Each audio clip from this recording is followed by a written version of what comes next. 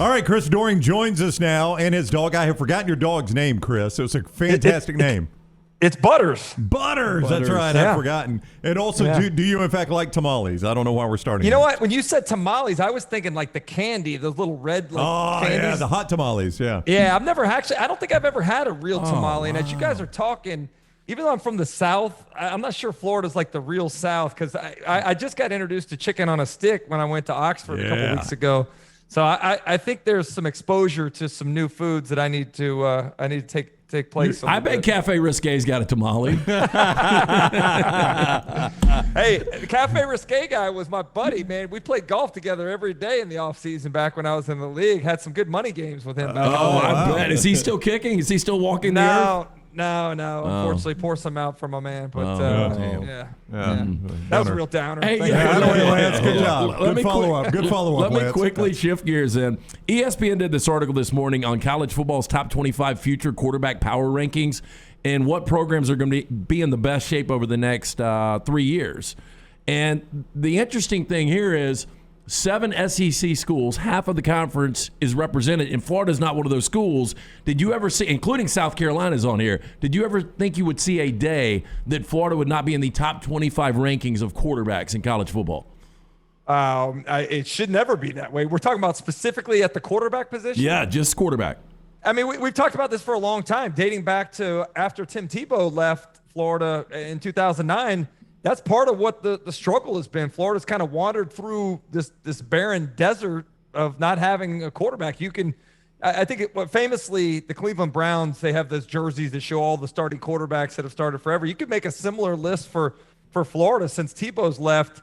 And really the only real productive year that Florida had came with Kyle Trask, a guy that was a second string quarterback that probably wouldn't even have had a chance to start had it not been for an injury to Felipe Franks. So, yeah, all the quarterbacks that come out of the state of Florida, all of the prevalence of the 7-on-7 leagues here, and not having better representation at your flagship university is really hard to believe. Yeah. Now, I'll get back to the SEC with you in a second, but Gene Chizik, who you worked beside for several years, is back in coaching. North Carolina goes out for spring football, and he's back in. You've been around him now for a couple of years. Tell me about Chizik. The game, I get the feeling the game has not passed him by when it comes to defensive football.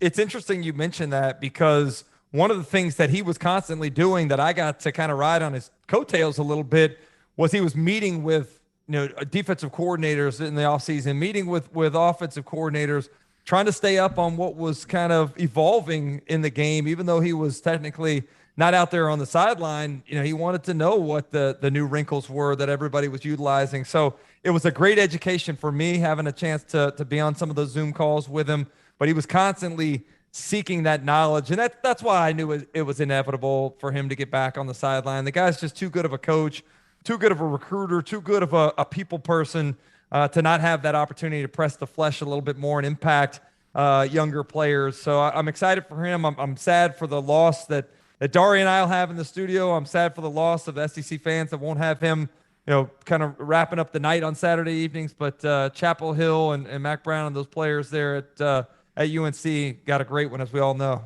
Chris Doering is with us on the JohnstonRVCenter.com hotline, at Chris Doering on Twitter, at CDoering28 on Instagram. You see him on the SEC Network, hear him on SiriusXM.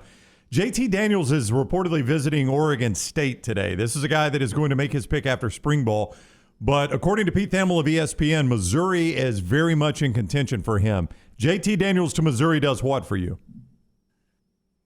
Oh, man, that's interesting. I mean, this time last year, we were hyping up Connor Bays like I was specifically as being one of the most underrated, untalked about quarterbacks in the conference. And he went out and ultimately was benched by the time the season was over. So, I think Drink does a great job offensively. That staff does a nice job of meshing together a number of different concepts and putting stressors on the defense.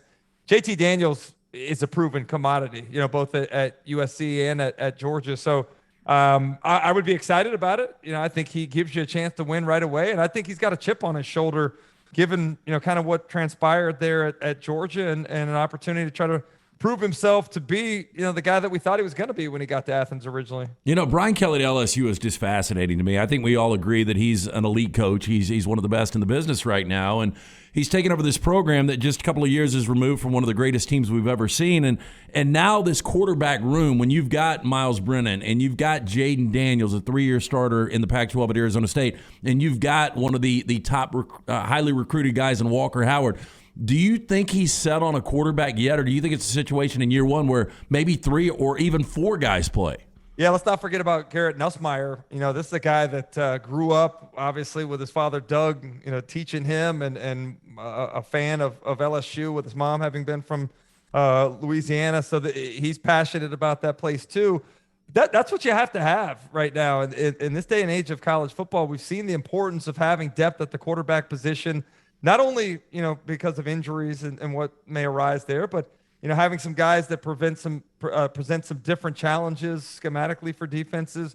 So I think, clearly they've done a great job. Brian Kelly has absolutely killed it in the transfer portal. I think inevitably maybe one of those guys decides to leave after spring practice when the writing's on the wall. But I think that's what you're seeing now that you didn't used to see before. That's stockpiling talent at the quarterback position because you need it now more than ever. Okay, let's go back to your Florida quarterback situation. I mean, Jack Miller, is he Joe Burrow, poor man Joe Burrow? Is that what you're hoping for in Gainesville, or is it going to be? I can tell you what, there's a lot of Gator fans that are hoping for a similar result to what LSU had with the Ohio State transfer. But yeah, Emory Jones is back. I think a lot of people forget about him.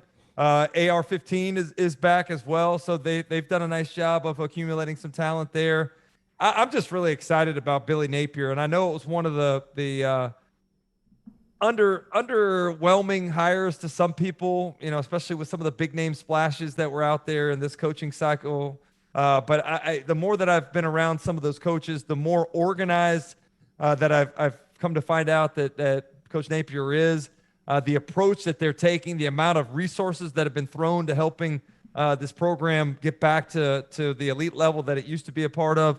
I really think that Florida, it may be tough year one. The schedule's not easy with Utah kicking off the season and always having to play LSU as your crossover rival in the West. But I do think that Coach Napier will have things back on track. And it's quite the challenge, right? I mean, we look at the recruiting rankings, Kentucky, Missouri, Tennessee out-recruited Florida, and it was a transitional year. But what a move that Coach Drink and Coach Stoops have made in making those two places legitimate landing spots, not only for high school athletes coming out, but the way that Coach Stoops has utilized the transfer portal to build that place up over the last couple of years, with Wan'Dale Robinson maybe being and Will Levis the quarterback. Like, those two guys have really changed what I think people think of Kentucky football and made it much easier for other people to realize that it's a legitimate place for them to come play and compete in the SEC. All right, go follow Doering on Twitter at Chris Doering, at CDoering28 on Instagram, and listen to him on SiriusXM, see him on the SEC Network. We appreciate the time. Go watch your boys play some hoops.